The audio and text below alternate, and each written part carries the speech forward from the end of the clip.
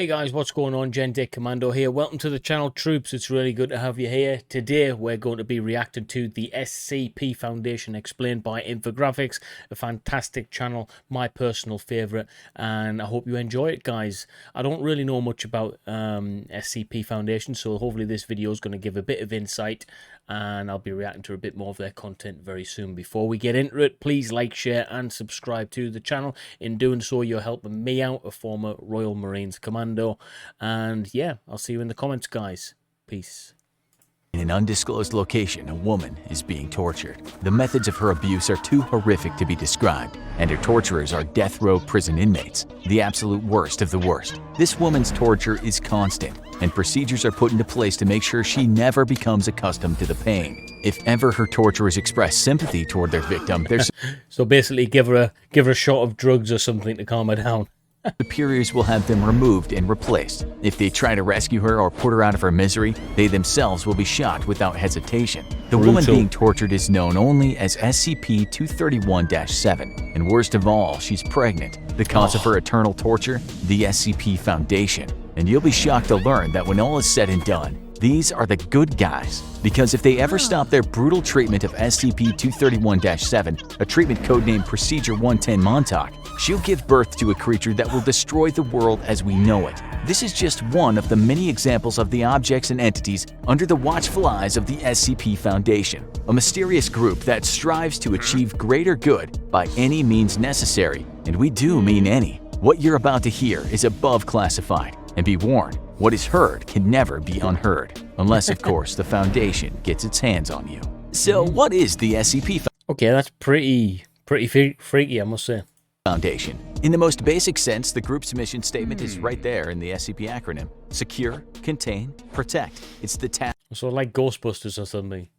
of the Foundation to, in their own words, contain anomalous objects, entities, and phenomena. Things that don't make sense, things that don't belong, things that simply don't fit in with our perception of reality, and some things that pose an existential threat to all human life. They refer So like poltergeists and things like that. Has anyone had the pokebum poltergeist? You know, when you get that shooting pain.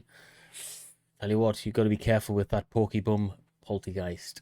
to these contained anomalies as SCPs, each of which is accompanied by a number. This is a broad umbrella, as an SCP can range from benign or even actively helpful to downright apocalyptic if ever released. Much like the infamous Men in Black often reported by witnesses in connection with alien sightings, the Foundation works in secret to maintain a sense of normalcy at all costs, knowing the chaos it would cause if any of the anomalies they're harboring ever become public. Take for example SCP-500. To the untrained eye, the object is just an unassuming prescription pill bottle, the kind you'd see in medicine cabinets the world over. But the pills in this humble bottle are unlike any earthly medicine. They can cure quite literally anything, from cancer to a cold within 2 hours. But at the time of this writing, there are only 47 pills left. The power to cure all disease, a privilege denied to even the richest and most powerful in society. A veritable holy grail. Can you imagine the violence and horror that would break out in trying to obtain them if their existence ever became public? The SCP Foundation works in secret because the collective mind of society just couldn't handle the knowledge of what they're dealing with. They work with the approval of all world governments, effectively placing them above international law. Essentially, there is no human authority above the Foundation, because without the Foundation's work, there would be no humans left to govern. To understand the basic operations of this above top-secret organization, we need to delve a little further into that secure, contain, protect slogan. Secure refers to the Foundation's practice of constant global surveillance and observation in order to detect and intercept anomalous activity before it can interact with civilians or rival groups. Contain involves preventing the effects or influence of the anomaly from spreading by either, in their own words, relocating, concealing, or dismantling such anomalies, or by suppressing or preventing public dissemination of knowledge thereof. The latter can involve practices such as using advanced chemical compounds or technologies to delete and then rewrite the memories of infected civilians, or even committing mass murder if necessary to cover their tracks. The SCP Foundation has in the past wiped out entire towns of innocent civilians to prevent dangerous information about the SCP spreading beyond their control. They can take lives at their own discretion and consider Okay, so that's pretty brutal, guys.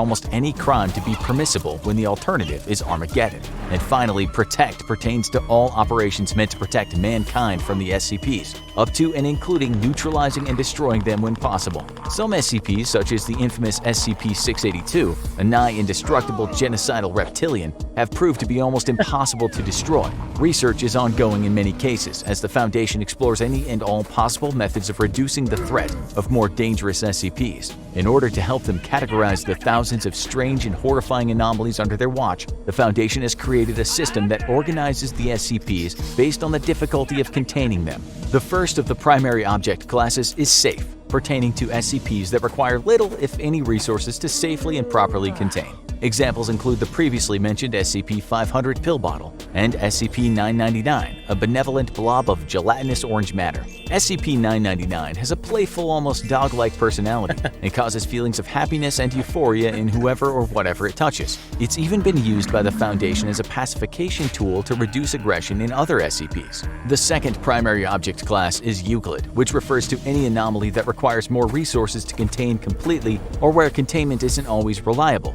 This is the broadest SCP class, and the majority of sentient, sapient, or autonomous anomalies fall into this category. A Euclid SCP might be something as huge, sprawling, and bizarre as SCP-3008. This SCP appears to be a kind of anomalous pocket dimension hidden inside an IKEA superstore, which is not only significantly larger on the inside by approximately 10 kilometers, but also contains bizarre, faceless entities which can become hostile under the right conditions.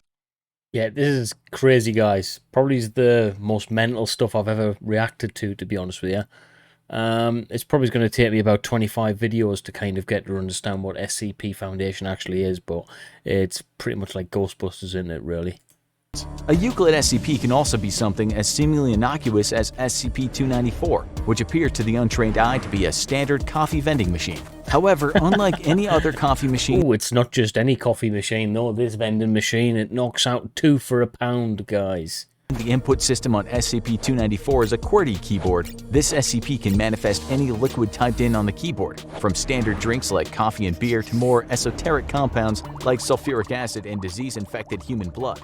During extensive tests, one subject requested the perfect drink and was given an odorless, lavender-colored liquid. After consuming the liquid, the subject went into a state of euphoric shock. The subject later committed suicide, leaving a note which read, "I'm sorry, but at this point everything's just one big letdown." Sadly, So the drink was that perfect, he's been enlightened that much that is like, yeah, I'm out of here, guys, this life's crap. subjects dying during tests is not uncommon. The SCP Foundation essentially has limitless resources, including access to countless disposable workers and test subjects. The most common of these are so-called D-class personnel, which are death row inmates conscripted for the purposes of often lethal SCP experimentation or containment. The next primary This is the thing then, so how do they hypothetically catch these things? How do they even know that they exist in society? That's the question. We've got loads of these things locked up. How do they actually catch them in the first place? How do they know they exist? How's the vending machine's notoriety come to rise? If you know, let me know in the chat, guys. Object class is Keter, described by the Foundation as anomalies that are exceedingly difficult to contain consistently or reliably, with containment procedures often being extensive and complex. This can either be due to being an extremely volatile and dangerous anomaly or just one that seems to defy known laws of physics or reality, and is thus extremely difficult to understand or contain. The SCP Foundation has a vast number of secret facilities across the globe, and while the Keter class SCPs are not nearly as common as the Euclid class, they consume a great deal more resources to safely contain. One particularly terrifying Keter-class SCP is SCP-354, colloquially known by the Foundation employees as the Blood Pond. This SCP is a large pool of non-biological red liquid discovered in North Canada that appears to be a kind of interdimensional primordial soup. What makes this SCP particularly hard to contain, as well as extremely frightening, is the fact that hostile entities periodically emerge from the pond and must be neutralized before they can escape the containment area. These entities have included a floating black sphere that can fire concentrated beams of deadly radiation, a 15-foot-tall reptilian humanoid that seemed immune to gunfire. Oh, we love a reptilian humanoid, don't we? You've got to have a reptilian humanoid and add that into the mix, 100%. Homicidal metallic humanoid nicknamed the Terminator by Foundation. It's the actual Terminator. personnel. The most highly classified primary object class of all is Thaumiel, which consists of SCPs used to contain other SCPs. This can range from SCP-7000-J, a book of Latin incantations bound in dinosaur skin that can summon various other entities, all the way to SCP... Right, you've got to be... What kind of drug have you got to be taking to make this stuff up? Like, seriously. Dinosaur skin. Well, come on, guys. What you got to be taking? 4006, which is the entire state of Massachusetts. Thaumiel class SCPs are the most bizarre and esoteric of the anomalies dealt with by the Foundation, but thankfully, they often pose less of an active threat than many of the Euclid or Keter class SCPs. Finally, as mentioned earlier, sometimes the SCP Foundation deems an anomaly too dangerous to contain and just needs to destroy it entirely. A terrifying example of a neutralized SCP and a perfect illustration for just how strange and abstract the anomalies dealt with by the Foundation can be is SCP-4991. This SCP manifested as a series of bizarre... Right, guys, just a quick question here. Is anyone actually keeping up with this? Because I'm lost. Like, I've done 2 of these videos now, and SCP Foundation is literally the most confusing thing I've ever listened to in my entire life. I don't get it. I don't get it. Posts across a number of websites about an apocalyptic event that seemed to be occurring on a different layer of reality and seemed to indicate that a kind of deadly parasitic and carnivorous insect was spreading like wildfire across the globe, causing death and destruction in their wake. The SCP Foundation neutralized SCP-4991 by tracking down, containing, and erasing all infected posts across the internet before it could spread too far. Who knows what would have happened if the Foundation hadn't intervened? As is often the case with SCPs, it's probably best just not to think about it. The actual structure of the SCP Foundation is surprisingly transparent, with personnel classification levels ranging from Class A to Class E. Class A personnel are considered vital to the strategic operations of the Foundation and therefore are not allowed to be in direct contact in any way with any of the SCPs due to potential risks. Class B personnel are vital to local Foundation operations on SCP test sites and are only permitted to be in contact with SCPs deemed to be relatively safe. Class C personnel are field agents that have far more direct contact with the SCPs and often put themselves at great risk in doing so. Class D personnel, as previously mentioned, are essentially cannon fodder thrown into the jaws of death to discover... Yeah, good luck criminals in that respect. If you've committed a crime, then you're going to be basically an SCP hunter.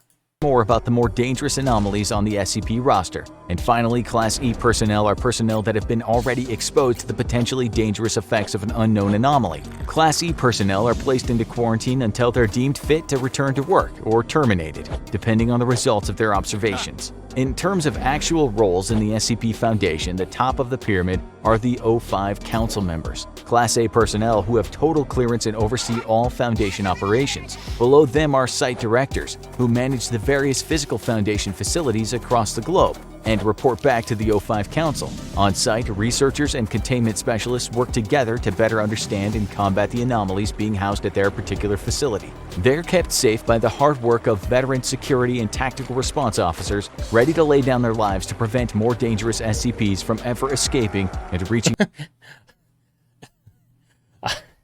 Yeah, this is weird, man. I mean, he's wrestling a shark, which is, you know, as you do, only on infographics show. I still don't have a clue what's going on, guys. I'm struggling to fathom out what the hell to say. I don't know what to say. It's just weird, isn't it? Developed areas. In the event that an SCP does breach containment and escape, or a new one is discovered, field operatives are dispatched by the Foundation to get the situation under control. These will consist of field agents who already operate across the globe and specialized mobile task force operatives. The SCP Foundation has eyes and ears everywhere. Their organization is influential and is embedded in every facet of society, ready to strike and suppress an emerging anomaly before any ripples of its existence can reach the wider world. Even here, we've only really scratched the surface of the SCP Foundation's extensive and frankly mind-boggling global and historical operations. There's plenty of information about the Foundation online, many of which people assume is pure fiction, but wouldn't that be the perfect cover for a real secret organization wanting... Yeah, I mean, that's how conspiracy theories, you know, gain a little bit of traction. I mean, my take on conspiracies and stuff is, I think some of them are clearly a load of rubbish. I think some of them are put out there to cover up the real things, you know. I think it's like a false flag conspiracy theories put there on purpose to cover up the real secrets. So I'd agree with what he's saying there. What do you think? Let me know in the comments. to cover its tracks? As the quote says, the greatest trick the devil ever pulled was convincing the world he doesn't exist. Ultimately, the SCP Foundation is on the side of mankind, but that doesn't mean it'll always act in our best interests. After all, if it means preserving the peace and getting another anomaly under wraps, the Foundation won't hesitate to terminate you and everyone you know without a second thought. Whether you'd want to face off against there's Rocky Balboa. Good effort, Rocky. Nice elbow as well. Foundation itself, or one of the anomalies they wish to contain is ultimately up to you, but trust us, neither would end well for you. Oh, speaking of which, there's another SCP we forgot to mention that's quite literally unspeakable. SCP-2521 is a creature that's made entirely of strange black tendrils that envelop and smother the creature's prey. No written records of the creature exist outside of pictograms because it immediately attacks and consumes any information produced about it. Oh god, you couldn't make this stuff up. Well, you could because it's clearly made up. This is this is ridiculous, man. This includes speech, as the creature will appear and consume anyone who. Oh god. Oh no. Blah, blah, it's blah, blah, it's blah. here. It's here. Help me. Ah! Pay no mind. Oh, guys, right. So, video number 2. I thought that was going to explain what the SCP Foundation is all about. Hence, the word "explained" is in the title. But I think it should have just put on "unexplained" or "explained very bad" because I don't have a clue what's going on, guys. Do you? Let me know in the comments, guys. I'm going to keep on doing these videos to see if I can fathom this crap out. But yeah, it just seems like Ghostbusters to me and a load of made-up stories. But if I'm reading it wrong, please let me know in the comments. And like, share, and subscribe to the channel. I'll see you in the next video. Peace.